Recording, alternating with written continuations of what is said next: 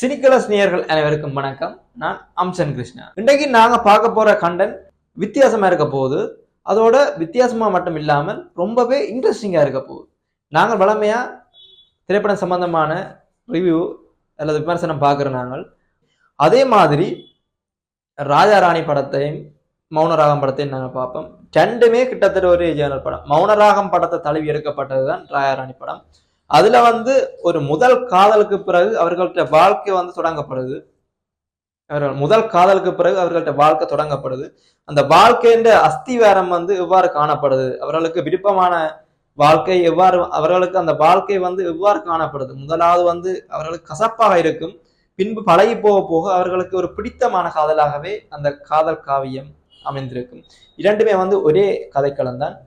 அதே மாதிரி இதுவே யதார்த்தபூர்வமான காதல் எடுத்துக்கொண்டால் இவ்வாறான விஷயங்கள் காணப்படும்.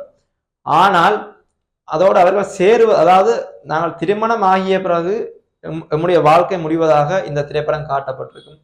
ஆனால் திருமணம் ஆகிய பிறகு வாழ்க்கை முடிந்து விடுவது போலதான் சில திரைப்படங்கள்ல காட்டப்பட்டிருக்கும். ஆனால் இந்த திரைப்படத்துல திருமணம் ஆன பின்பு எவ்வளவு பிரச்சனை வருது, அதுக்கு பிறகு அவர்கள் எவ்வாறு ஒன்று சேர்ந்தார்கள் என்பதை ஒரு யதார்த்தபூர்வமாக காட்டப்பட்ட திரைப்படம் தான் இந்த திரைப்படம்.